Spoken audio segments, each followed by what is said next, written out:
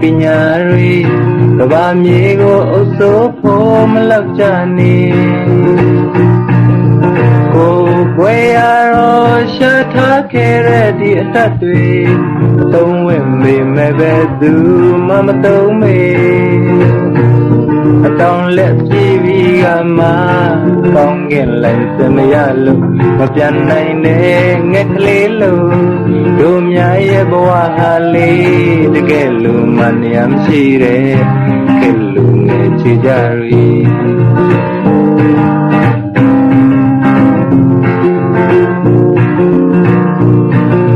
စေတမ်းကြလို့ဇန်နေရတဲ့လူတွေတော့အိမ်ပိုင်ကိုယ်ပိုင်ကားနဲ့သတိပြနေကိုဘွယ်ရတော့သူတို့ရဲ့စီပြန်သွားပြီကားဒရိုင်ဝါဝင်ကလို့ဖို့ကိမေအတောင်အလက်ပြေးပြီးကမှကောင်းကင်လိုက်စမရလို့မပြန်နိုင်တဲ့ငှက်ကလေးလို့တို့များရဲ့ဘဝဟာလေးတကယ်လို့မနှမ်းရှိတယ်ကဲလို့ငယ်ချကြရီ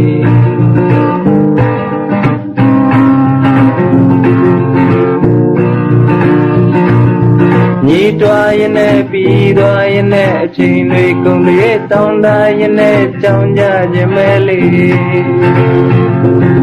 ဖြစ်သမျှအကြောင်းမဲ့စိတ်ဓာတ်မတန်တဲ့ပညာရှိရဲ့ရောင်ရဲခြင်းကပြေဝခြင်းမဲလေးယူတော့ငါတော့ယူလိုက်ရတဲ့ငွေပြားတွေအချိန်ကြာရင်တော့မိပါအဖြစ်ကြနေကိုဝဲရတော့ပြန်ပေးနိုင်တာအခါမှာကြွားစရာကုန်ယူစရာပုံတစ်ချက်ပဲလေအတောင်အလက်ပြေးပြီးကမှကောင်းကင်လိုက်စင်မရလို့မပြန်နိုင်နဲ့ငှက်ကလေးလို့တို့များရဲ့ဘဝဟာလေးတကယ်လို့မနှမ်းရှိတယ်ကဲလို့ငယ်ချကြရီတကယ်လို့မနှမ်းရှိတယ်ကဲလို့ငယ်ချကြရီ